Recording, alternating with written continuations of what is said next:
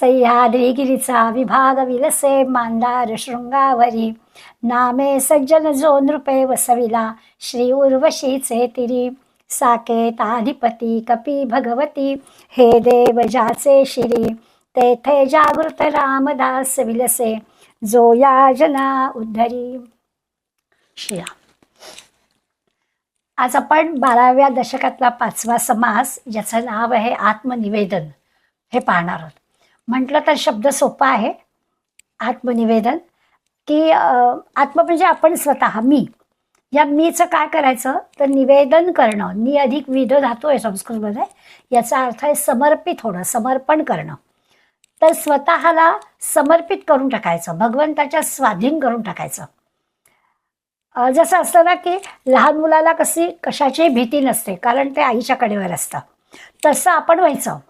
आपण सद्गुरूंच्या किंवा भगवंताच्या कडेवर बसायचं, म्हणजे आपल्याला कशाचाही भय राहणार नाही. असं समर्पित होऊन जाणं आहे, स्वाधीन होऊन जाणं आहे, अर्पण होणं आहे. याला आत्मनिवेदन म्हणायचं. आता म्हणायला तर सगळं सोपं आहे, पण आपण जसा खोल जाऊन विचार करू तसं समर्थांनी 22च ओव्यांमध्ये केवढा विचार आपल्याजवळ मांडला आहे ते आपल्याला कळेल. आता मीला भगवंताला अर्पण करून टाकायचं. त्या मी म्हणजे कोण ही ओळख आपण करून घ्यायची. त्या आत्मस्वरूपाला म्हणजे स्वतःला, जो मी म्हणून आहे त्या मीला. आता आपल्याला सगळ्यांना पाठ आहे, मी म्हणजे देह नाही, मी म्हणजे मन नाही, मी म्हणजे माझी ज्ञानेंद्रिय, माझी कर्मेंद्रिय नाही, मी म्हणजे बुद्धी नाही. मी म्हणजे अशी काहीतरी गोष्ट आहे की ती मला दाखवता येत नाही आहे, आणि त्या मीला भगवंताला अर्पण करून टाकायचं आहे. त्याचा उपयोग असा होणार आहे की जे मीला आत्मसमर्पित करायचं आहे भगवंताला, याचा अर्थ ते आत्मस्वरूप मला ओळखता येणार आहे, तेव्हाच मी देणार ना. एखादी गोष्ट दुसऱ्याला द्यायची तर ती आपल्या जवळ असली पाहिजे, आपल्याला परिचयाची असली पाहिजे, आपल्याला माहिती असली पाहिजे, तर आपण ती दुसऱ्याला देऊ करणार ना. तर तसं आपल्याला स्वरूप ओळखायचं आहे आणि ते भगवंताला अर्पण करून टाकायचं आहे. मी ज्याला म्हणतो त्या मीला भगवंताला. आता मी म्हणजे इथे मी म्हणजे अहंकार अशा अर्थाने शब्द घ्यायचा नाही. मी म्हणजे माझं स्वरूप, खरा जो मी आहे त्या मीला, त्या स्वरूपाला भगवंताला अर्पण करून टाकायचं आहे. समर्थांची व्याख्या 4थ्या दशकातल्या आत्मनिवेदन भक्तीच्या वेळेला आपण शिकलोय. ऐका निवेदनाचे लक्षण, देवासी वहावे आपण. देवाला जसं आपण पत्र पुष्प फलं वाहतो ना, तसं स्वतःला देवाला वाहून टाकावं. आता देवाला वाहणं म्हणजे देवाला देऊन टाकणं म्हणजे काय करायचं तर त्या देण्यामध्ये 3 गोष्टी अभिप्रेत असतात. बारकाईनंच विचार केला तर आपण एखादी गोष्ट देतोय, आता देवालाच द्यायचं इथे, त्या देवाला आपण जे देणार आहोत याचा अर्थच आहे की आपण अत्यंत आदराने आणि प्रेमाने देणार आहोत, भगवंताला द्यायचं आहे. म्हणून गीतेतला उल्लेख केला की पत्रम पुष्पम फलम तोयम यो मे भक्त्या प्रयच्छति. आपण जे काही देणार आहोत, आपल्याजवळ जे काही आहे ते सगळं आपण आदराने भक्तीनं देतो. इथे तर आपल्याला स्वलाच द्यायचं आहे, आणि ते पण आता देण्याच्या पहिल्या अटीला धरलं तर अत्यंत आदरानं आणि प्रेमानं द्यायचं आहे. दुसरी गोष्ट, एकदा एखादी गोष्ट आपण दिली म्हणजे असं असायला हवं, हां असतं की नाही वगैरे आपण विचार वैयक्तिक पातळीवर वेगळा करू, पण एकदा एखादी गोष्ट आपण दिली की त्या वस्तूबद्दलची आसक्ती, प्रेम, ममत्व, हक्क हे सगळं आपण सोडून द्यायचं असतं. थोडा अवघड आहे हां. दुसरा मुद्दा इतका काही सोपा नाही आहे. आपण एकदा अर्पण केलं देवाला की त्याच्यावरचा हक्क सोडायचा असतो, त्याच्यावरची आसक्ती, प्रेम, ममत्व सगळं सोडून द्यायचं असतं. कन्यादान असा विषय असतो, आणि आपण कन्यादान अगदी ब्राह्मणाच्या, सूर्याच्या, सगळ्या नातेवाईकांच्या उपस्थितीमध्ये कन्यादान करतो. आता आपण काय म्हटलं की दान दिलं की त्याच्यावरचा हक्क, आसक्ती, प्रेम सोडून द्यायचं. रोज फोन, हे काय आसक्ती प्रेम सोडल्याचं लक्षण नाही. त्यामुळे आपण ह्याच्या मागची, देण्यामागची जी संकल्पना आहे ती आधी समजून घ्यायला पाहिजे. इथे तर आपण स्वलाच देणार आहोत, आणि त्या स्वला देऊन टाकल्यावर आपलं त्याच्यामागचं आपला स्वतःचा हक्कच त्याच्यावर काही राहणार नाही. प्रेम, ममत्व तर दूरचीच गोष्ट, आपल्यावर हक्कच राहणार नाही. आणि तिसरी गोष्ट ती पण आपण लक्षात घ्यायची की एकदा आपण एखादी वस्तू दिली की त्याला विसरूनच जायचं. पुढं तिचं काय झालं याचा विचारच मनातून काढून टाकायचा. अमक्या ठिकाणी एवढी देणगी दिली, काय झालं, पुढे कोण झाले, विचारच मनात येण्याचं कारण नाही. एकदा दिलं की विषय संपला. अशा तीनही गोष्टी दिल्यानंतर त्या अटी आपल्याला मान्य करायला समर्थांनी सांगितलेलं आहे. या तिन्ही गोष्टी स्वला आपण जेव्हा समर्पित करू तेव्हा आपल्याला विचारात घ्यायचे आहेत. समर्थांनी सुरुवात करताना असं थोडं आपल्याला उदाहरण देण्यासाठी असं म्हटलं की या सगळ्या सृष्टीची जी निर्मिती झाली आहे ती श्रुती असं म्हणते की एका ओंकारातून निर्मिती झाली. सगळी सृष्टी जी निर्माण झाली ती ओंकारातून झाली. ओंकार नादरूप आहे. नाद म्हणजे समर्थांनी छान त्याचं अगदी बारकाईनं वर्णन केलं आपल्याला, ते आपण पाहणार आहोत की अ उ म असं म्हणतो, ते सगळं ठीक आहे. पण समजा आपण असं विचार केला की एखादी एक रेषा काढली, सरळ रेषा काढली. नुकतीच दिवाळी झाली आहे. लहानपणची आठवण असेल किंवा आपल्या घरात जर लहानशी नात असेल तर ती चकल्या करताना जवळ येते आणि त्या सोऱ्यातून ती चकली पाडायची तिची खूप इच्छा असते. मग आपण पण जरा तिला देतो करायला आणि मग काय होतं, तो सोऱ्या असा गोल फिरवून चकली पाडलं काही जमत नाही आणि मग ते असं लांबच्या लांब चकली पडते. असं आपण धरूया की मग तिला ते वळवायचे आणि मग त्या चकलीचा आकार द्यायचा. असं आपण घराघरातून आपणही केलं आणि आपणही इतरांना करायला हवं. तसं समर्थ सांगतात की एक रेष आहे, त्या रेषेला आपण व्यवस्थितपणानं वेगवेगळ्या पद्धतीने गुंडाळलं. सरळ रेषा, त्या सरळ रेषेला वेगवेगळ्या आकारात जर आपण बांधलं तर अक्षरं तयार होतात. नाव काढायचं आहे समजा श्रीराम, तर ती एकच रेष आपण अशी वळवतो आणि त्याच्यापासून अक्षर तयार होतं एका रेषेचं. त्या रेषेला वळवून वळवून आपण अक्षर तयार केले. त्या अक्षरांचा म्हणे संच, किती समर्थ बारकाईनं आपल्याला उदाहरण देऊन पटवून देतात. त्या रेषेची झाली अक्षरं, त्या अक्षरांचा संच म्हणजे गट तयार झाले की त्याच्यापासून वाक्य तयार होतं. मग वाक्य समजा अनेक वाक्य एकत्र आली की त्या वाचनातून तानभर समजा एखादा आपण आता दशक समास म्हणूया की तो समास तयार होतो किंवा अध्याय तयार होतो. मग त्या अध्याय एकत्र केले की त्याचा ग्रंथ तयार होतो. अनेक ग्रंथ एकत्र आले की मग आपण असं म्हणू की निरनिराळे प्रबंध लेखनासाठी त्याचा उपयोग होतो. असं त्या एका अक्षरातून या ग्रंथांची निर्मिती होते. सुरुवात तर नुसत्या रेषेने झाली, रेषेतून अक्षर, अक्षरातून शब्द, शब्दातून वाक्य, वाक्यातून अगदी मोठमोठ्या ग्रंथांपर्यंत. पण मुळाशी जर जायचा विचार केला तर मुळाशी काय आहे तर रेग. तसं या संबंध सृष्टीच्या मुळाशी जायचा विचार केला तर मुळाशी काय आहे ओंकार. या सगळ्या मुळाशी एकच एक गोष्ट आहे असं आपल्याला समर्थ पटवून देतात. याचा अर्थ असा आहे की दिसायला मोठं काहीतरी आहे प्रचंड मोठं, पण त्याच्या मुळाशी जे आहे ते थोडं आहे. आपण मागे नदीचं रूपक घेतलं होतं तेव्हा पाहिलं होतं की एवढी सागराला मिळेपर्यंत त्या नदीमध्ये किती किती बदल होतात. पण तिच्या मुळाशी जर आपण गेलो, तिच्या उगमाशी जर आपण गेलो तर अगदी छान निर्मळ छोटा, अगदी सहजपणानं डोंगरातून वाहणारा, अगदी लहान असणारा एक प्रवाह असतो. मग त्याचं रूपांतर मोठं मोठं होतं. याचा अर्थच असा आहे की हे सगळं जे आहे त्याच्या मुळाशी काहीतरी एक तत्व आहे, एकच छोटीशी गोष्ट आहे. आणि मग अनेक म्हणजे आपल्या देशाबद्दल आपण असं म्हणतो की देश आमचा विविधतेमध्ये एकत्वाने नटलेला आहे. विविध भाषा, विविध पोशाख, विविध रहन सहन विविध, सगळं विविध प्रकारचं आहे. पण त्याच्यातून सुद्धा एकत्व आहे. अनेकता में एकता, हिंद की विशेषता असं वर्णन आपण करतो. तर हे समर्थाने आपल्याला सांगून या सृष्टीची निर्मिती एका ओंकारापासून झाली आहे. किंवा अनेक एवढे ग्रंथ आपल्याला दिसतात. ते वेद, शास्त्र, पुराणं, काय नाना प्रकारचे काव्य असतील आणि या सगळ्याचं जर आपण मुळाशी गेलो तर एक रेष आणि त्या रेषेपासून हे सगळं निर्माण झालं असं म्हणता येईल. आणि मग समर्थांचा असं सांगणंच आहे की एकदा सांगायला सुरुवात केली की मग ते आपल्याला वेगवेगळ्या पद्धतीने हे करतात की मग ते म्हणतात की ऋग्वेदापासून, म्हणजे ऋग्वेदामध्ये अध्याय आहेत, अध्यायाचे पोटभेद आहेत, वेदांमध्ये निरनिराळे मंत्र आहेत, स्तोत्र आहेत किंवा श्रुती उपनिषद आहेत, निरनिराळ्या ऋषीमुनींचे ग्रंथ आहेत. अगदी म्हणजे मनुपासून याज्ञवल्क्यांपासून अनेकांचं आहे.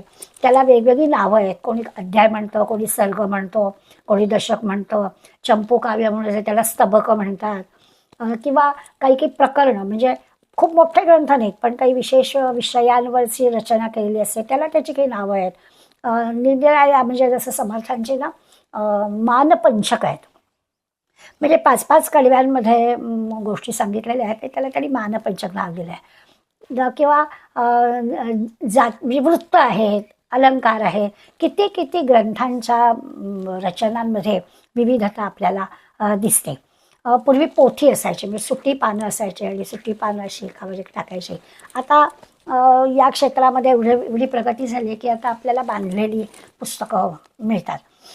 असा सगळा विचार ह्या मूळ असणाऱ्या रेषेपासून कसा कसा वाढत गेला याची कल्पना आपल्याला यावी एवढ्यापुरतं सांगितलं. नेणार आहेत आपल्याला ते आपल्या स्वरूपाशी. सृष्टीचं सुरुवात झाली ओंकारापासून. सगळ्या या ग्रंथ आणि ही जी सगळी एवढी निर्मिती आहे त्या सगळ्याची सुरुवात झाली एका रेषेपासून. तशी तुमची आमची जी सुरुवात झाली आहे त्या मीला आपल्याला भगवंताला अर्पण करायचं आहे, त्याला निवेदन म्हणायचं आहे, तिथपर्यंत आपल्याला जायचं आहे. 5व्या आणि 6व्या ओव्या म्हणजे पहिल्या 4 ओव्यांमध्ये हा विषय त्यांनी सांगितला की रेषेपासून कशी कशी ग्रंथांची विविध रचना करतो आपण. आणि 5व्या 6व्यामध्ये त्यांनी आपल्याला काव्याचा विचार करताना पद असतात, श्लोक असतात, धाटी असतात, अभंग असतात, ओव्या असतात. एक आपल्याला लहानपणी सगळ्यांच्या मुखोद्गत असणारा श्लोक आहे की प्रत्येकाच्या रचनेला काहीतरी विशिष्ट नाव आहे. जसं वामन पंडित आहे त्या वामन पंडिताच्या सगळ्या श्लोकांची रचना आहे. सुश्लोक वामनाचा, अभंग वाणी प्रसिद्ध तुकयाची, ओवी ज्ञानेशाची. प्रत्येकाचं वामन पंडिताच्या रचनेला श्लोक म्हणायचं, तुकारामांचे अभंग म्हणायचे, माऊलींच्या ओव्या म्हणायच्या आणि मोरोपंतांची आर्या म्हणायची. असं एका श्लोकात त्यांनी बांधून घेतलेलं आहे. हे जसं आहे तसं समज अनेक धाटी, अनेक म्हणजे धाटमाता म्हणजे निरनिराळ्या पद्धतींमध्ये काव्याच्या निरनिराळ्या प्रकारांमध्ये त्यांनी रचना केली. किंवा नित्याच्या पाठामध्ये समर्थांच्या संप्रदायात असणाऱ्या सवाया म्हणजे गायलेली स्तुतीच आहे सगळ्या देवांची, पण त्याची रचना सवाईमध्ये केलेली आहे. चौपदी आहे, जोहार आहे, त्याचे पण उल्लेख समर्थां या 5व्या आणि 6व्या ओवीत केले. आपल्याला माहिती व्हावी यासाठी. डफ गाणं आहे, माची गाणं आहे, हिंदीतल्या काही याचा उल्लेख केलेला आहे. काही कथा संगीताच्या म्हणजे गाण्याच्या रूपामध्ये सांगितलेल्या आहेत. अनेक जाड कथा म्हणजे काल्पनिक कथा पण मांडलेल्या आहेत. काही कीर्तन असलं की अभिनयासह हे करावं लागतं, त्यामुळे अभिनयासह केलेली जी भगवंताची प्रशंसा आहे तशा कथा आहेत, रूपक कथा आहेत. गाड्यांचे किती प्रकार आहेत, खेळाचे किती प्रकार आहेत, भारुडं आहेत. अशा निरनिराळ्या काव्यांचा सुद्धा उल्लेख 5व्या आणि 6व्या ओळीमध्ये समर्थांनी केला आहे. उद्देश एवढाच आहे की एका रेषेपासून केवढा प्रचंड विस्तार गेली अनेक वर्ष चालूच आहे आणि आजही तो चालूच राहणार आहे. मुळाशी जायचं म्हटलं तर त्या एका रेषेशी आपल्याला जाता येतं. त्याच ह्याला अनुलक्षून आणखीन 7व्या 8व्या ओवीमध्ये त्यांनी याचा विचार केला की आपल्या ज्या परा पश्यंती मध्यमा वैखरी या 4 वाणी आहेत, या 4 वाणीतून आपल्या म्हणजे मुळात निर्माण झालेला एखादा विचार तो शब्दबद्ध होताना काय काय घडतं याची पण थोडी 7व्या आणि 8व्या ओळीमध्ये सगळ्याच्या मुळाशी आपल्याला जायचं आहे ना. मग या सगळ्या गोष्टी केल्या की आपल्याला त्या स्वरूपाशी जाणं सोपं जाईल. म्हणून आपल्याला एक उदाहरण त्यांनी रेषेचं आणि एवढा मोठा शब्द भांडार, काव्य भांडार, ग्रंथ भांडार आपल्याकडे कसं आहे ते सांगितलं. आता आणखीन एका पद्धतीने सांगतायत की आपण सारखं म्हणतो की नाभीच्या ठिकाणी परावाणी आहे, पण त्या परावाणीमध्ये सुप्त आवाजात घोष आहे. म्हणजे तिथे शब्दबद्ध नाही, विचार काहीतरी विचार आपल्या मनामध्ये येतोय. तर तिथे जे स्थान आहे ते परावाणीचं स्थान आहे, नाभीच्या ठिकाणी आहे. त्याला केवळ नुसती जाणीव ज्याला म्हणतो ना ती जाणीव होते, काहीतरी स्फूर्ती होते, काहीतरी करावंसं वाटतं, ते करावंसं वाटणं, जाणीव होणं. किंवा आणखीन एक त्याला शब्द आहे उन्मेष. ते उन्मेष जे आहे ते फक्त परावाणीशी असतं. अशी जाणीव परावाणीमध्ये होते, सुप्त असते ती. पुढे थोडंसं त्याचं प्रगती होते आणि पश्चंतीमध्ये म्हणजे हृदयस्थ त्याला ध्वनिरूप प्राप्त होतं. जी काही जाणीव झाली त्या जाणीवेची थोडीशी प्रगती होते आणि ध्वनी निर्माण होतो. त्या ध्वनीतून मध्यमेमध्ये म्हणजे कंठामध्ये त्याला नाद प्राप्त होतो आणि त्यानंतर म्हणजे आधी सुप्त अवस्थेत असणारी जाणीव, त्याच्यानंतर ध्वनी, त्याच्यानंतर नाद, आता त्याला शब्दरूप येतं आणि वैखरी वाटे. शब्दाच्या बाबतीत शब्दाच्या रूपानं आपण ते व्यक्त करू शकतो. अशी ही परापश्रंती मध्यमा वैखरी, अशी आपण नुसतं बोलतो, त्या बोलण्याच्या मागे एवढी सगळी प्रक्रिया होते. मूळ जो जाणीव जी आहे ती जाणीव त्या परावाणीमध्ये होते. असाही 7व्या आणि 8व्या ओळीमध्ये आपल्याला त्यांनी दिला आहे. आणि मग 9व्या ओळीमध्ये ओंकाराचा उल्लेख केला आहे. अकार उकार मकार या 3 मात्रा आहेत आणि ओंकारावर जे जे चंद्र आणि बिंदू आहेत हे तर आपल्याला सगळ्यांना अनेकदा ऐकून झालेलं आहे. ती जी 3.5 मात्रा त्या ओंकारामधून हे सगळे 16 स्वर किंवा काय आपली 52 अक्षरं ही सगळी त्याच्यातून निर्माण झालेली आहेत. इतकंच काय, समर्थांचं संगीताच्या क्षेत्रामध्ये फार मोठं त्यांच्याजवळ ज्ञान होतं. त्याचा पण आपल्याला इथे अंदाज येतो की ह्याच्यातच त्यांनी आपल्याला पुढे म्हटलं की या शब्दांच्या सहाय्यानं राग तयार केले जातात. राग रागिण्या म्हणजे मला संगीताच्या क्षेत्रात नाही काही कळत, परंतु ज्यांना माहिती आहे की कोणत्या रागामध्ये कोणता स्वर वर्जित आहे, या सगळ्या ज्या काही रचना रागांमध्ये असतात त्या रागांचं ज्ञान, त्याच्या नृत्याचा काही ठेका, त्याचे ताल, त्याच्यातले फरक, त्याच्यातले भेद, त्याच्यातले आलाप ताना, या सगळ्या गोष्टी समर्थांनी त्याला त्यातलं संगीतातलं ज्ञान होतं. म्हणून ते सांगतायत की एका त्या ओंकाराच्या मधून या एवढ्या सगळ्या गोष्टी निर्माण होतात. अनेक ताल, अनेक गोष्टी निर्माण होतात, अनेक शब्द तयार होतात, अनेक शब्दांचे अर्थ तयार होतात. हे सगळं जे की आहे ते शब्दांच्या मदतीने चालतं. काही वेळेला आपल्याला कशातला गर्भित अर्थ कळायचा असला किंवा ज्याला आपण सोपं करून सांगायचं आहे तर बिटवीन द लाईन्स म्हणतो की सांगितलेलं असतं त्याच्यापेक्षा काहीतरी आणखीन वेगळं, काहीतरी विशेष, किंवा भाषाशास्त्रामध्ये आपण ज्याला अभिधा लक्षणा व्यंजना असं म्हणतो की त्या शब्दशक्ती आहेत या, किंवा तत्त्वज्ञानामध्ये तत्त्वज्ञानाचा अर्थ, हे सगळ्या ज्या गोष्टी आहेत त्या सगळ्याच्या मुळाशी काय आहे तर ओंकार हा त्याच्या मुळाशी आहे. म्हणजे पहिल्या 10 ओव्यांमध्ये आपण असं पाहिलं की प्रत्येक गोष्टीचं मूळ जे आहे ते असं सूक्ष्म आहे, जाणवणारं आहे आणि तसं आपल्याला स्वरूप ओळखायचं आहे आणि त्याला समर्पित करायचं आहे. मग पुढल्या 11 ते 15 ओव्यांमध्ये जरा आणखीन थोडं खोलवर जाऊन विचार आपल्याला समर्थ करायला सांगणार आहेत. आता हे जे की आपण आता विचार केला सगळ्याच्या मुळाशी जाण्याचा, तर याचा अर्थ असा आहे, समर्थाई 2 शब्द वापरलेले आहेत. त्यांनी असं म्हटलं की करावे तत्वविवरण म्हणजे कळे. हे सगळं कळायला काय करावं तर म्हणे तत्वविवरण करावं म्हणजे कळे. आता म्हणजे काय करायचं, आपल्याला मूळ गोष्ट शोधायची आणि ती समर्पित करायची. आणि ते करण्यासाठी आता आपण असं पाहिलं की हे करण्यासाठी म्हणजे स्वरूप ओळखायचं आणि ते ईश्वराला समर्पित करायचं, याच्यासाठी करावे तत्वविवरण म्हणजे कळे.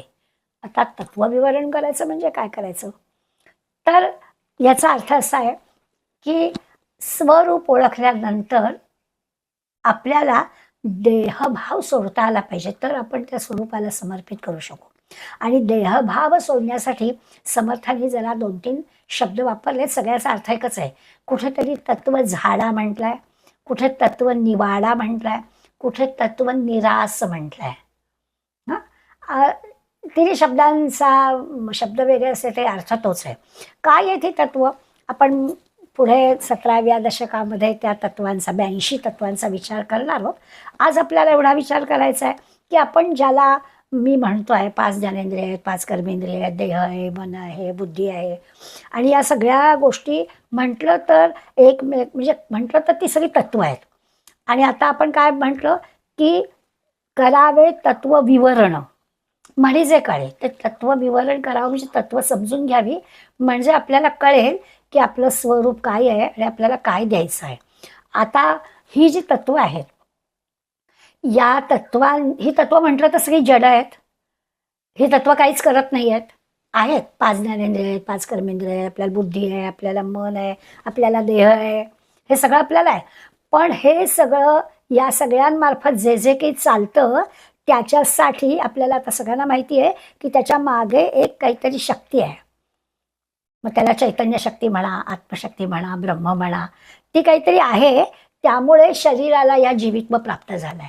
मग हे इंद्रिय काम करतायत, मग हे शरीर काहीतरी काम आहे जडच. हे तत्व विवरण समजून घ्यावं असं समर्थ आपल्याला सांगतायत. आता त्यातलं या सगळ्याला ही सगळी तत्व जरी असं म्हटलं तरी ती एकमेकांशी जोडली गेलेली आहेत आणि म्हणून त्याला जीवित्व प्राप्त झालेलं आहे. दाखवता जरी आलं नाही, आपण नेहमी कानाचा कान, डोळ्याचा डोळा वगैरे म्हणतो, किंवा आतमध्ये चैतन्य, प्रत्येक इंद्रियाला ही चैतन्याची शक्ती आहे म्हणून ती इंद्रिय काम करतायत असं आपण म्हणतो आहोत.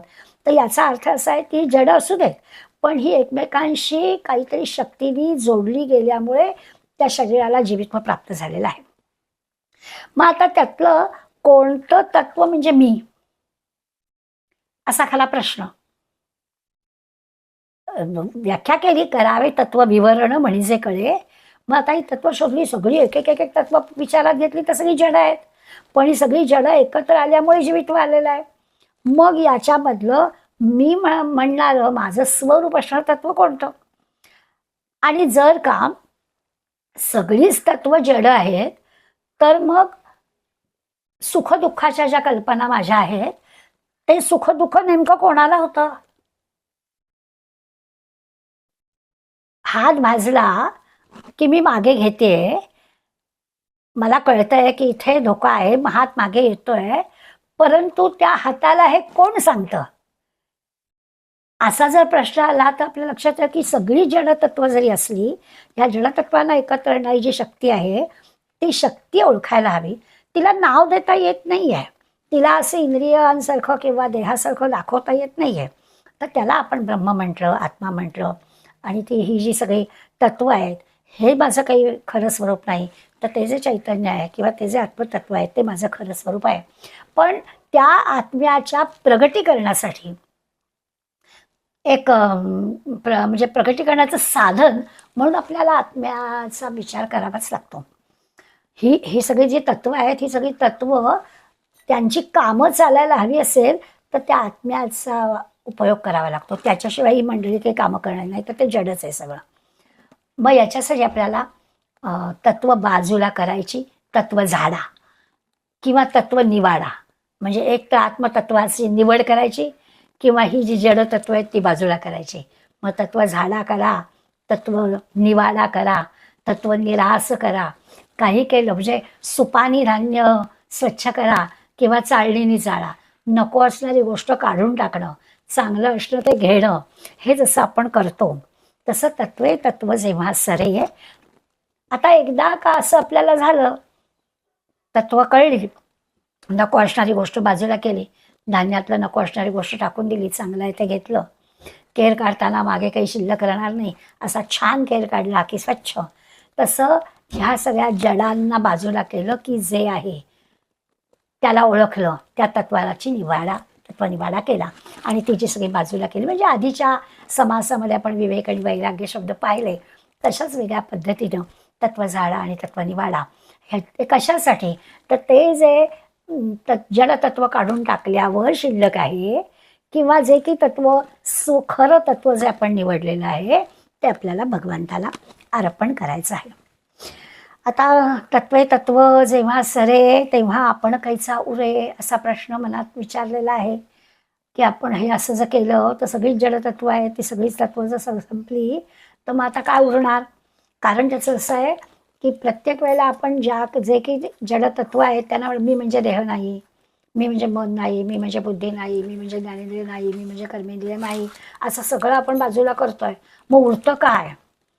ते जे उरतं ते आत्मनिवेदन येणे प्रकारे सहजची झाली. ते जे उरलं आहे ते आत्मनिवेदन आहे. आणि समर्थ आपल्याला सांगतायत की थोडं लक्षात घ्यायचं की असं जरी असलं तरी समर्थांना बरोबर सगळ्याची जाण असल्यामुळे ते लगेच आपल्याला सांगतात की देह नश्वर आहे. तरीही त्या इंद्रियांचे ते भोग आत्म्याला नैवेद्य दाखवून भोगायला हरकत नाही.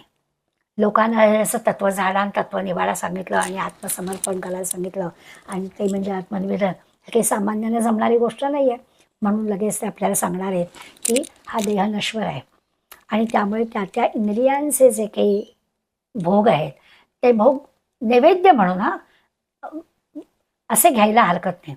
आणि ते घेताना काय करायचं, तर जणू काही नैवेद्य दाखवतोय आणि प्रसाद म्हणून आपण ते घेतोय, असं जर आपण केलं तर ते जे आहे ते आत्म्याचं अनुसंधान आहे, शरीरातील चैतन्याला ओळखणं आहे आणि तेच समर्पण आहे, तेच भगवंताला अर्पण केलं आहे. आत्मनिवेदन जे आहे ते तेच आहे. आणखीन एका वेगळ्या पद्धतीनं या गोष्टीचा विचार आपल्याला निवाडा किंवा तत्वझाडा वगैरे म्हटलं ना, बऱ्याचदा असं असतं की आपण सारख्या कल्पना करतो. प्रत्यक्ष त्या खऱ्या होतील की नाही, होतील की नाही आपल्याला माहिती नसतं. पण आपण आपल्याला एक सवय असते, कारण मन जे आहे आपलं, ते मन आपलं अशा वेगवेगळ्या कल्पना करतं. कधी कधी चांगल्या कल्पना करतं. पारमार्थिक क्षेत्रात आपण अभ्यास करतोय, त्यामुळे खरं तर पारमार्थिक साधनेमध्ये कल्पनेला जागाच नाही आहे.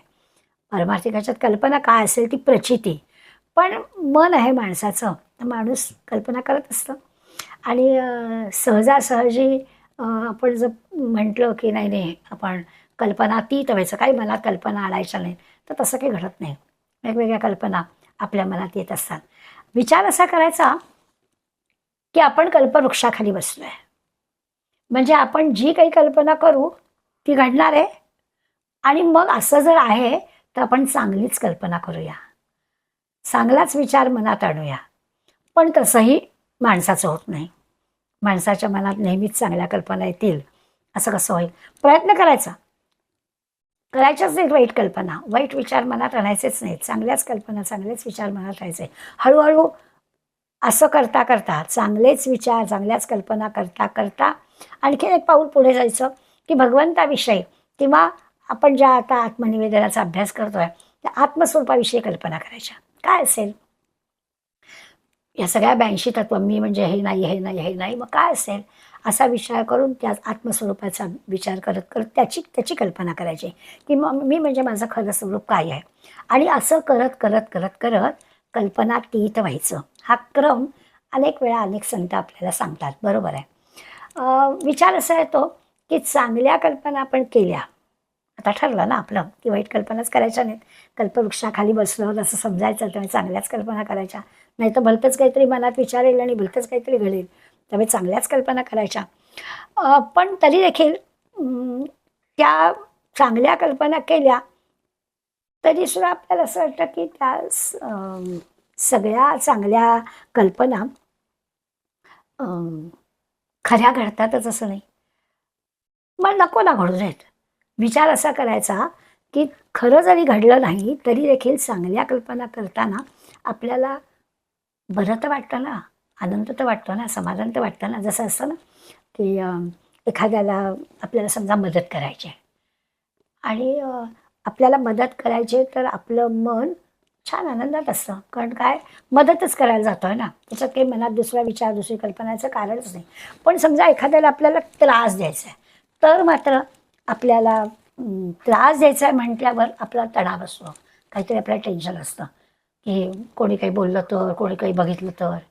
चांगलं जेव्हा आपण करतो ना तेव्हा काही त्रास असण्याचं कारणच नाही आहे. चांगल्या कल्पना जेव्हा आपण करतो तेव्हा आपल्याला कष्ट पडायचा, त्रास व्हायचं कारणच नाही आहे. म्हणून चांगल्या कल्पना करायला सांगितल्या. आता हे करता करता चांगल्या कल्पना आपण करतो, त्या सगळ्या सत्यात येतात असं नाही, नको येऊ देत, काही बिघडत नाही, मन प्रसन्न राहील ना.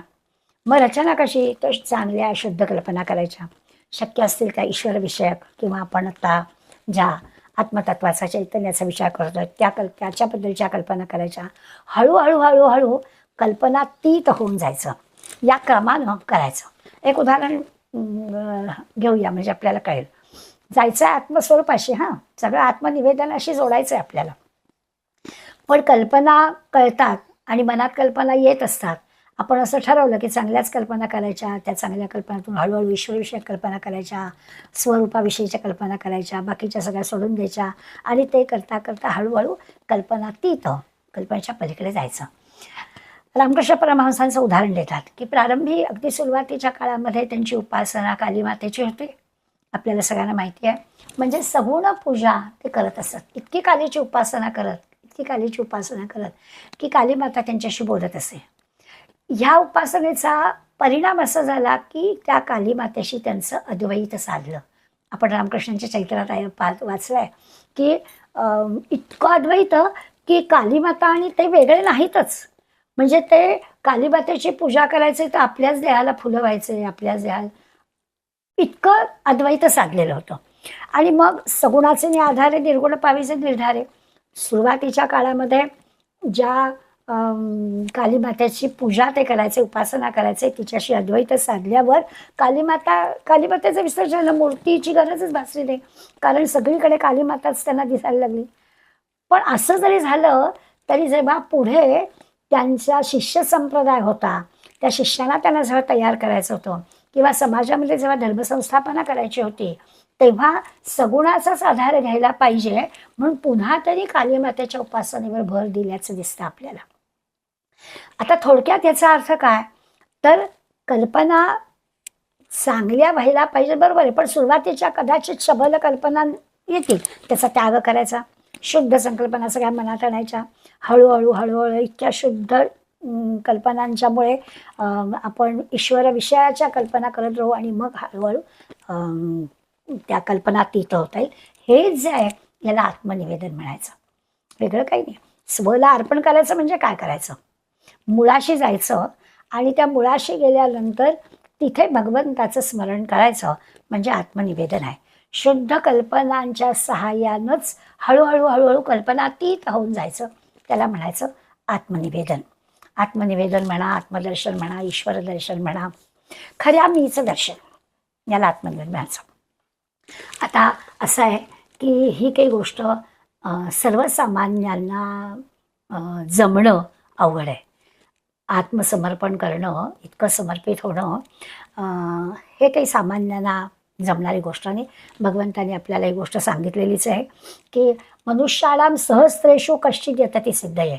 हजारामध्ये एखादाच यतती म्हणजे प्रयत्न करतोय असं सगळं जमवण्याचा.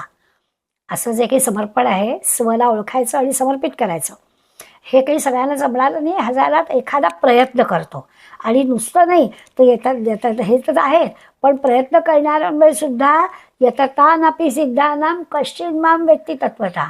एखादाच हे सगळं जाणतो, म्हणजे हजारोमध्ये एखादा प्रयत्न करतो आणि प्रयत्न करणाऱ्या हजारोंमध्ये एखादाच हा तत्वतः जाणतो. पण म्हणजे आपण करायचंच नाही का, तर असं नाही. त्याचा अर्थ प्रयत्न करायचा, आत्मनिवेदनाचा प्रयत्न जरूर आपल्याला करायचा आहे, कारण त्याचं मूळ शोधणं सोपं आहे. आपण पाहिलं एवढे मोठे मोठे ग्रंथ, त्या ग्रंथाच्या मुळाशी आपण जाऊ शकलो. संबंध एवढ्या विश्वाची रचना ज्यांनी केली त्या ओंकारापर्यंत आपण जाऊ शकलो. त्या मुळाशी मग आपल्या स्वशी आपल्याला जाणं ते अशक्य नाही, आणि ते स्व ओळखलं की ते भगवंताला अर्पण करणं म्हणजे आत्मनिवेदन करणं आहे. त्यामुळे आपल्याला ते सहज जमेल असं म्हणतात. आणखीन एक उदाहरण दिलं जातं. आपण जमिनीमध्ये एखादं बी रोवतो आणि मग ह्या निसर्गातल्या ह्या सगळ्या पंचमहाभूतांमधून त्या जमिनीमध्ये पेरलेल्या बीजाला जमिनीतूनच रस मिळतो, उष्णता मिळते, प्रकाश मिळतो, तिला वाढायला तिथे जागा म्हणजे अवकाश मिळतो. हे सगळं जे की आहे ती रचना सगळी पंचमहाभूतांकडून होते आणि त्या बीपासून वृक्ष तयार होतो. हे आपण नित्याने पाहतो. आपलं पण तसंच आहे. हा मानवी जीव जो आहे, हा जीव जेव्हा देह धारण करतो तेव्हा सुद्धा हे जे दृश्य विश्व आहे किंवा हे विश्व मन जे आहे ते आपलं शरीर आणि अंतःकरण बनवण्यास मदत करतं. जसं आपण मानसशास्त्र आपल्याला सांगतं की एखाद्या व्यक्तीचं व्यक्तिमत्व घडवण्यामध्ये काय काय असतं, तर ते जसं ज्या आईवडिलांच्या पोटी जन्म घेतलेला असतो त्याच्याकडून त्यांनी काही घेतलेलं असतं, त्याबरोबर सराउंडिंग जे वातावरण असतं त्याला मिळालेलं, त्यावर पण त्याचं व्यक्तिमत्व अवलंबून असतं. तद्वत आपल्याला ते सांगतायत की आपला जीव जो आहे तो जीव जेव्हा देह धारण करतो म्हणजे आपलं जे व्यक्तिमत्व तयार होतं, त्यावेळेला कुठल्या कुठल्या गोष्टी, या विश्वातल्या सगळ्या गोष्टी, दृश्य जगातल्या सगळ्या गोष्टी आपल्या मदतीला असतात. माणसाच्या बाबतीत आणखीन एक गोष्ट असते की एवढं पण आपल्याला पुरत नाही. त्या जमिनीमध्ये रोवलेल्या बीजाला या पंचमहाभूतापासून जे काही मिळालं त्याच्यावरून त्याची वाढ होईल. आणि समजा ते नाही मिळालं, म्हणजे ऊनच पुरेसं मिळालं नाही, त्याला पाणीच घातलं गेलं नाही, असं काही झालं तर ते बिचारं ते बी रुजणार नाही. माणसाच्या बाबतीत असं आहे की माणसाला त्या जीवनभर म्हणजे त्याचं जे काही झालं जन्माला आल्यापासून त्याला एक आणखीन ओढ असते की त्याला ना असं शाश्वत टिकणारं समाधान हवं असतं. अगदी सारखं हवं असतं. म्हणजे हा हा हा आता मला अगदी बरं वाटलं असं नाही. त्या वस्तूंमुळे, व्यक्तींमुळे, परिसरामुळे मिळणारं जे की समाधान आहे तेवढ्यापुरतं आहे तसं नाही. त्याला कायमस्वरूपी शाश्वत असणारं समाधान त्याला हवं असतं. आणि हे समाधान मिळायला हवं असेल, शाश्वत समाधान मिळायला हवं असेल तर ते म्हणजे काय, त्याचा पण शोध त्याला फक्त नरदेहालाच शक्य आहे. तोच हा शोध घेऊ शकतो. बाकी सगळी तो वेगवेगळ्या प्रकारची इंद्रियांमार्फत समाधान मिळेल आणि मग त्या त्या समाधानाच्या वेळेला तोच स्वतःशी विचार करेल की हां समाधान मिळालं पण हे शाश्वत नाही आहे. म्हणजे जसं तहान लागली, छान थंडगार पाणी प्यायला मिळालं, बरं वाटलं, समाधान झालं, शाश्वत नाही, पुन्हा तहान लागणार आहे. भूक लागली, काही खायला मिळालं, समाधान झालं, कायमस्वरूपी नाही. त्यामुळे त्याचं असं आहे की कुठल्याही गोष्टीवर, परिस्थितींवर, दृश्यावर, इंद्रियांवर, स्थलावर, कालावर असं अवलंबून असणारं समाधान नाही. कायमस्वरूपी शाश्वत स्वरूपी समाधान माणसाला हवं असं. ही माणसाची आणखीन एक हे आहे. आणि मग ते काय आहे तर ते म्हणजे ईश्वर आहे, ते म्हणजे भगवंत आहे. ते मिळवावं असं देहामध्ये असणं म्हणजे माणसाचा देह, नरदेह असणाऱ्याला ही एक ओढ असते. खरं तर वास्तविक असं आहे की सगळं विश्वच भगवंताने निर्माण केलं आहे. त्या भगवंताला शोधणं काही अवघड नाही आहे, नाही का. सगळीकडे तो आहेच, सगळीकडे तो व्यापलेला आहे. आणि भगवंताची जी शक्ती आहे ती शक्तीच हा सगळा कारभार पण चालवते. सृष्टी कोण चालवतो असा विचार केला तर ती भगवंताची शक्ती सृष्टी चालवते. त्या शक्तीच्या आश्रयानेच आपण सगळेजण, सगळे जीव आपण हे करू शकतो, राहू शकतो. तीच म्हणजे ती भगवंताची शक्तीच आपल्या बुद्धीला प्रकाश देते किंवा जीवांना सगळं जे काही पंचमहाभूतांपासून सगळं जे रस मिळतात ते त्याच्यातूनच मिळतात.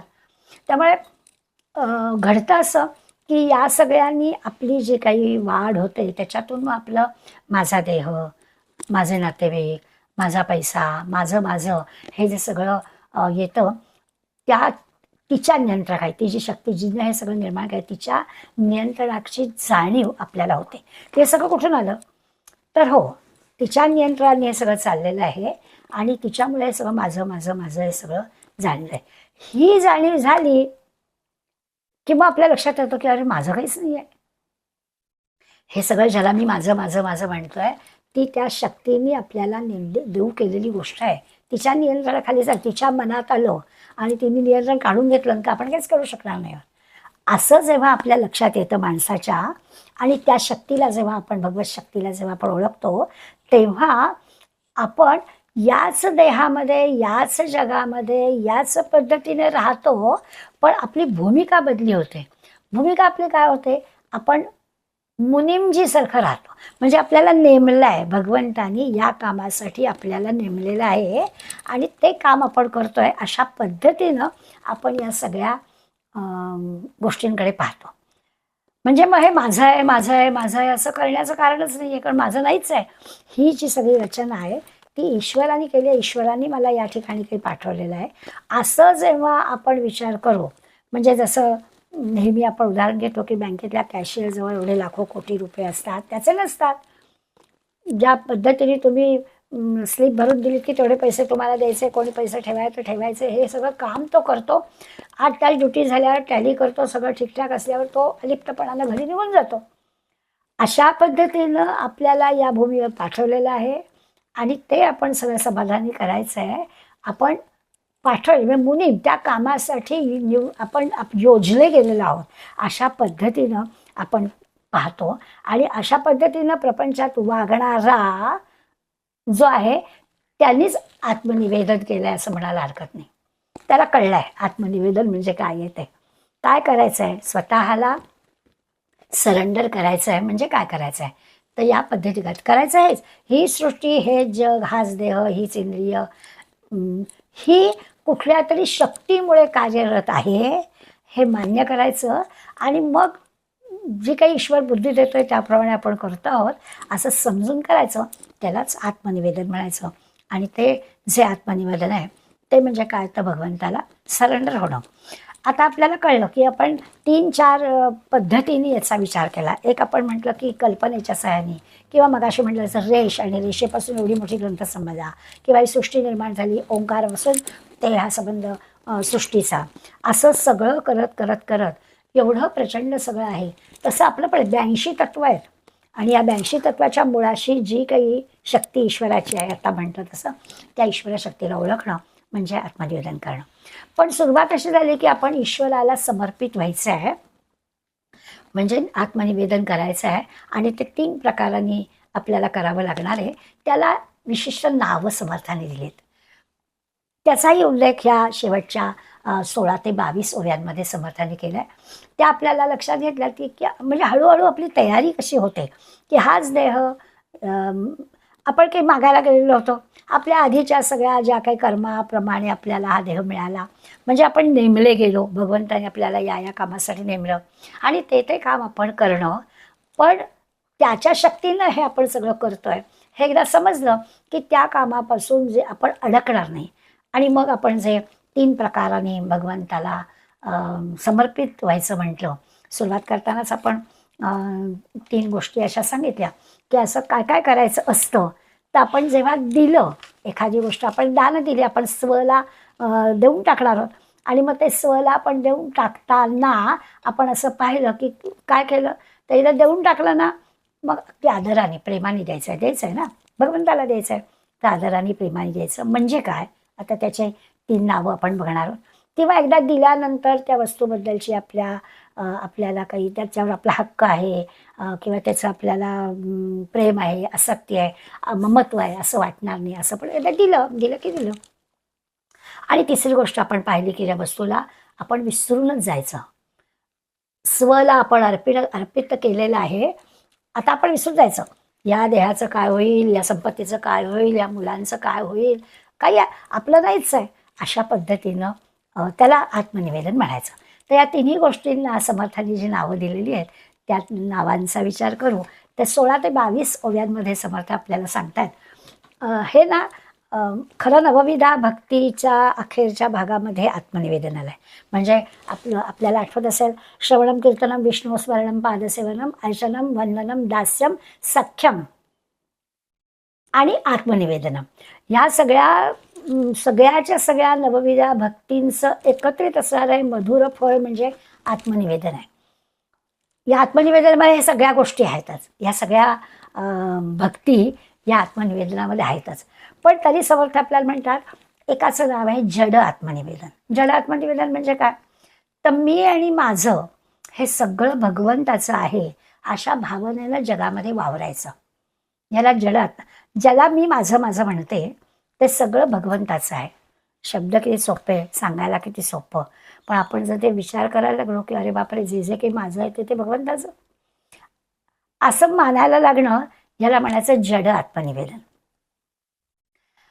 आता प्रश्न आला, आमच्या रोजच्या जीवनामध्ये अशा इतक्या बारीक गोष्टी असतात की आम्ही सगळं भगवंताला अर्पण करायचं म्हटलं तर खरं म्हणजे काही कसली तडफड व्हायची आवश्यकता नाही ना, हे ठरवलं की. पण तसं नाही घडत. आमच्या छोट्या देहासंदर्भातल्या ज्या गोष्टी असतात त्या आम्हाला इतक्या त्रास देतात. म्हणजे अगदी साधं की रात्री झोप छान झाली नाही, की सकाळी आम्ही 50दा बोलून दाखवतो, आज जरा बेचैनच आहे, काल रात्रीनं झोप नाही झाली. वरदानंद भारतीने एक किस्सा सांगितला आहे. तर मला एक 70-72 वर्षाचा माझा मित्र अचानक रस्त्यात मला भेटला, आणि गप्पा मारत होतो. तर कसं चाललंय, काय चाललंय, आता वरदानंद भारतीन काय दुसरं सांगणार. तर म्हणाले, काय करतोस, तर मला काय रे, रात्र झोप येत नाही. मग त्यांनी सांगितलं मित्राला की अरे काहीतरी वाचायला घेतलं ना तर लागेल झोप. नाही रे, वाचायला लागलं ना तरीसुद्धा त्या वाचनामध्येच मी म्हणजे तुझी ती तत्वज्ञानाची पुस्तकं, अध्यात्मिक पुस्तकं मी वाचत नाही, ती पुस्तकं वाचली तर मला अगदी लगेचच झोप येते. अरे तुला झोपच यायला हवी ना, मग त्याच्यासाठी कधी का होईना लागणार वाचायला. तसंच आपलं असतं की आपल्याला कुरबुरी करायची सवय झालेली असते, आणि मग मुख्य असं आहे की ते जड आत्मनिवेदन ज्याला समर्थ म्हणताय की मी आणि माझं, तर या माझ्या वाटणाऱ्या ज्या सगळ्या गोष्टी आहेत ना त्या सगळ्या समर्पित करून टाकायच्या. आणि मग ते आत्मनिवेदन करून टाकायचं, जे घडत आहे ते सगळं चांगल्यासाठीच आहे असं मानायचं. म्हणजे मग आपोआपच कामं होतात. आणि त्या पद्धतीने जर विचार केला तर पहिलं आपल्याला कठीणच आहे, पण समर्थ जड आत्मनिवेदन ज्याला म्हटलं ते आपल्याला समजेल की माझ्या म्हणून ज्या सगळ्या गोष्टी आहेत त्या आपण भगवंताला अर्पण करून टाकायच्या. म्हणजे ना हे का राहत नाही कशाचा, मला हेच लागतं, मला हेच पाहिजे, मला हेच आवडतं, ह्याच्याशिवाय माझं चालतच नाही, अशा गोष्टी संपून जातील. म्हणून जड आत्मनिवेदन यांनी आपल्या 3 गोष्टी ज्या निवेदनाला आवश्यक आहे त्याच्यासाठी ही सुरुवात करायची. ज्या ज्या गोष्टींना आपण माझं म्हणतोय ते सगळं जडच आहे. जड किंवा चेतन पदार्थ असतात. सोनं, नाणं, घर, दार, जमीन, काय आपण जे मन, शरीर, बुद्धी सगळं हे सगळं जडच. या सगळ्यांवर त्याचं स्वामित्व आहे असं आपण एकदा मनाने ठरवलं. आता याचा अर्थ असा आहे की जे म्हणून माझं आपण मिळवलेलं असतं ते सगळं ईश्वरी आज्ञेनं मिळवलेलं असतं. आपलं काय आहे हा विचार करायला सांगितला. त्याचं स्वामित्व आपल्या सगळ्या गोष्टींवर आहे हे मान्य करायचं. त्या सगळं रसखानाचं गोष्ट सांगतात की रसखान जो होता श्रीकृष्णाचा भक्त होता आणि इतका श्रीकृष्णमय होता की त्याला श्रीकृष्णाला आपण काय द्यायचं असं तो विचार करतो. श्रीकृष्णाचा अगदी परमभक्त होता, त्यामुळे भगवंताला काय द्यायचं. आता आपलं ठरलं आहे ना भगवंताला काय द्यायचं ते आत्मनिवेदन. रसखान विचार करतो की भगवंताला काय द्यावं. आणि मग देवाला काही द्यायचं म्हटलं तर त्याला प्रत्येक वेळेचं काय हे काय देवाला द्यायचं, देवाला काही रत्न संपत्ती द्यायची, ती तर देवाजवळ हवी तेवढी आहे, त्याचं नावच म्हणजे रत्नाकर, तर त्याला काय मी संपत्ती देणार. मग संपत्ती रत्नसुद्धा देता येणार नाहीत. मग त्याला काय द्यायचं, म्हणजे लक्ष्मी त्याच्या शेजारीच, त्यामुळे ह्यातलं पण काही देता येत नाही. आणि मग एकदम तो रसखान म्हणतो की येस, मी तुला ना माझं मन देतो. काय म्हणतो बघा रसखान, मी तुला ना माझं मन देतो, कारण ते तुझ्याजवळ नाही आहे, ते तुझ्या भक्तांनी नेलं आहे, तर माझं मन मी तुला देतो. असं जमलं पाहिजे. आपलं जे की आहे ते भगवंताला अर्पण करायचं आहे, हे आत्मनिवेदन आहे. जड आत्मनिवेदनाबद्दल आपण बोलतोय हां, की आपलं मन स्वतः तसं म्हटलं जडच, इंद्रिय जड, सगळं देह जड आहे, सगळ्या ज्या वस्तू माझ्याहून गोळा आहेत त्या जड आहेत, त्या द्यायच्या. तर त्या रसखानासारख्या भगवंताला काय हवेत वगैरे नाही, तर भगवंताला मनच त्याने अर्पण करून टाकलं, ते तुझ्याजवळ नाही आहे. आणि मन अर्पण करून टाकल्यावर काय, अशा पद्धतीनं पहिलं आत्मनिवेदन सांगितलं. दुसऱ्या याच्यामध्ये नुसतं जड आत्मनिवेदन नाही, तर दुसऱ्याच्यामध्ये त्यांनी असं म्हटलं की त्याच्याबरोबर एक बदलणारं पण असतं, म्हणजे ज्याला आपण चंचल म्हणतो. बदलणार म्हणजे काय, हे जे दृश्य जगत आहे त्या दृश्य जगात सारखे बदल होत असतात. त्यामुळे चंचल आत्मनिवेदन म्हणजे काय, तर हा जो जगदीश आहे म्हणजे अंतरात्मा आहे, हा अंतरात्मा सर्व ठिकाणी व्यापून आहे. आपण वारंवार म्हणतोय तो सगळा करता आहे. आपण करते आहोत असं काही मानायचं कारण नाही. करता करविता सगळा भगवंत आहे. प्रत्येक जो जीव आहे तो त्या भगवंताचाच अंश आहे. सगळ्या या दृश्य जगामधल्या त्या सगळ्या जीवसृष्टीच्या अंतर्यामी की अगदी प्रत्येक ठिकाणी परमात्मा आहे. प्रत्येक वस्तूमध्ये परमात्मा आहे असं आपण सारखं म्हणतो.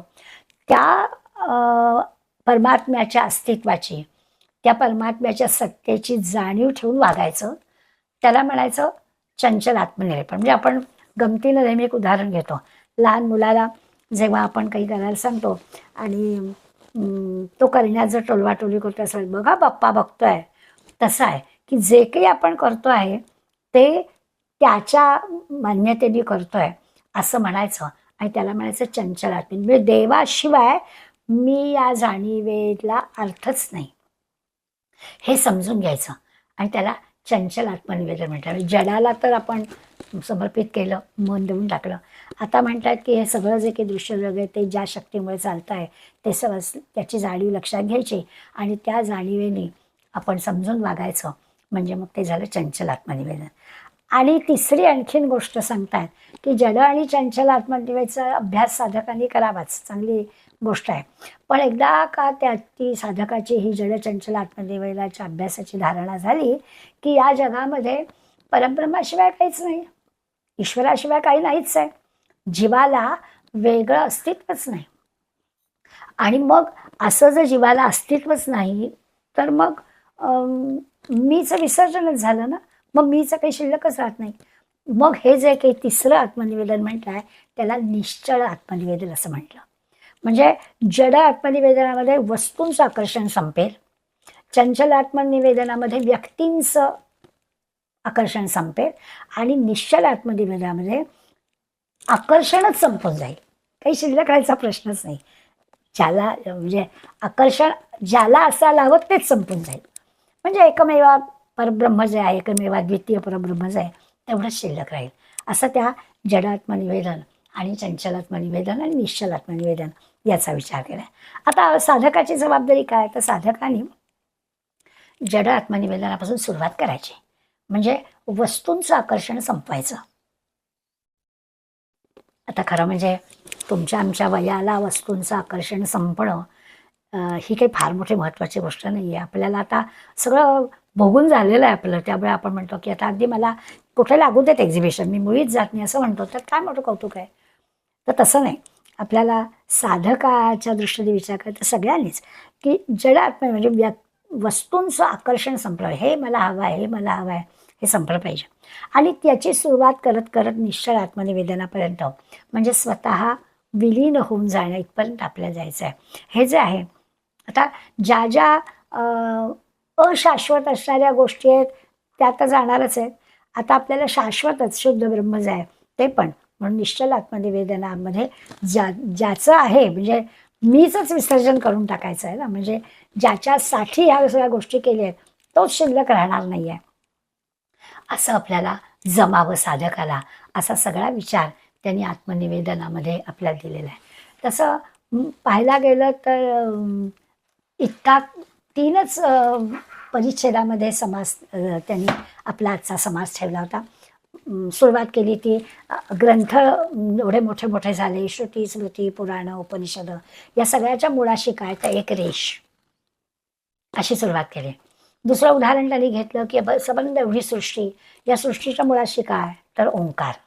आणि तिसरी गोष्ट त्यांनी आपल्यासाठी घेतली की मग हे जसं त्याच्या मुळाशी गेलं की आपल्याला कळतं, तसं आपल्या मुळाशी गेलं तर काय आहे, तर ते आत्मतत्व किंवा ईश्वरतत्व. आता जेव्हा एखाद्या ग्रंथाची निर्मिती होते तेव्हा त्या मूळ स्वरूपात म्हणजे ईश्वराकडे, त्या रेषेकडे काही आपण पाहत नाही, किंवा जेव्हा आपल्याला दृश्य जग दिसतं तेव्हा प्रत्येक वेळेला की आपण ते निर्मिती झालेल्या त्या ओंकारापर्यंत जात नाही. तसं आपल्या जर या सगळ्या 82 तत्वांचा विचार करायचा झाला असेल तर त्या मूळ ह्याच्याशी आपल्या, पण त्या मूळ ह्याच्याशी जाऊन ते जर आपण ईश्वराला अर्पण केलं तर ते समर्पित होणं आहे, ते सरेंडर होणं आहे. म्हणून मग आत्मनिवेदन करायचं म्हणजे काय करायचं, तर त्या आत्मनिवेदनामधून स्वतःला आधी ओळखायचं. आणि छान त्याची व्याख्या करताना एकाच वाक्यामध्ये दोन्ही गोष्टी आपल्याला ते सांगितले त्या लक्षात घ्यायच्या की कसं करायचं, तर स्वतःला तर समर्पित करायचं आणि समर्पित करता करता जो आत्मस्वरूप ज्याला समर्पित करायचं तो कळला आहे ना, म्हणजे आत्मस्वरूपी मी कळला आहे ना, त्या आत्मस्वरूपी मीला स्वाधीन करायचं. स्वाधीन म्हणजे स्वतःकडे ठेवायचं. आता आधी ओळखायचं आणि मग त्याला द्यायचं, म्हणजे मग बाकी सगळं जे काही देह असताना बरं सगळं याची देही याची डोळा, देह टाकल्यानंतर मग समर्पण वगैरे असं काही नाही आहे, याची देही याची डोळा. निवेदन आत्मनिवेदन करायचं म्हणजे आपला मी भगवंताला अर्पण करायचा आणि आपल्यातला म्हणजे आत्मस्वरूपात स्वरूप करायचं आहे. तो आत्मस्वरूप मी जो आहे तो मी स्वाधीन करून घ्यायचा आहे. त्याला एकदा ओळखलं की आपलं काम झालं. असा थोडासा समजून घेण्याचा हा समास आहे. पण या निमित्ताने पुन्हा एकदा जर 4थ्या दशकातला 9वा समास आपण वाचला तर आपल्याला तिथे थोडी सविस्तर माहिती आत्मनिवेदनाची दिली आहे. आणि आत्ता फक्त आता स्वला समर्पित करण्यापुरती ओंकार, कल्पना, जड आणि आत्ता म्हटलं तर चंचल, निश्चल अशी आत्मनिवेदनाची माहिती दिली आहे. आता ह्याच्या पुढे आपल्याला 82 तत्वांचा पण विचार करायचा आहे. ह्या आत्ता नुसते आपल्याला तत्वझाडा, तत्वनिरास, तत्वनिवड असे शब्द दिले. या शब्दांच्या मागे असणारी ती सगळी 82 तत्व यांचा अभ्यास पुढल्या दशकामध्ये आपल्याला करायचाच आहे. आज आपण इथेच थांबूया आणि जरा शांतपणानं हे काय निवेदन आहे आत्मनिवेदन म्हणजे याचा थोडासा, आणि ह्या सगळ्यांना गोष्टी चिंतनाने समजण्यासारख्या आहेत. ग्रंथांच्या मध्ये सांगितलेल्या गोष्टींनी आपल्याला अर्थ आकलन होतो, नाही अशातला भाग नाही, पण चिंतनाने आपल्याला ती गोष्ट अधिक कळते. शांत बसावं आणि खरंच समर्पण करायचं म्हणजे काय, आत्मनिवेदन म्हणजे काय, तो निअधिवेद धातू म्हणजे काय, असं पूर्ण सरेंडर होणं म्हणजे काय, असं स्वतःच्या मनाशी विचार केला तर मग आपल्या लक्षात येतं की अरे हो, किती बारकाईनं हा विचार करून स्वला आपण भगवंताला अर्पण करूया. म्हणजे काय करायचं, चाललंय हे सगळं असंच करायचं, पण त्याच्या स्मरणामध्ये सगळ्या गोष्टी करायच्या. आणि मग त्याच्या स्मरणात जर आपण सगळ्या गोष्टी करतो तेव्हा त्या आपल्या हातून चांगलेच होतील. आपल्या हातून चांगलीच कर्म झाली की त्या कर्माचं फलित पण आपल्याला चांगलंच मिळणार आहे. मग आपण 1000 माणसांच्यात एखादा प्रयत्न करतो आणि प्रयत्न करणाऱ्या हजारांमध्ये एखादा जाणतो, त्याच्यामध्ये कदाचित आपण असू. अशासाठी म्हणून त्याचं चिंतन करावं असं लक्षात घ्यायचं. समर्थांचं आपण प्रार्थना करूया आणि थांबूया. तव स्मरण संतत स्फुरलदायी आम्हा घडो, त्वदीय गुणकीर्तन ध्वनिसुरम्य करणी पडो, स्वदेश हितरक्षणा विणवृजी कथा नावडो, तुझ्या समहिया मुची तनु हि देश काजी पडो. जय जय रघुवीर समर्थ.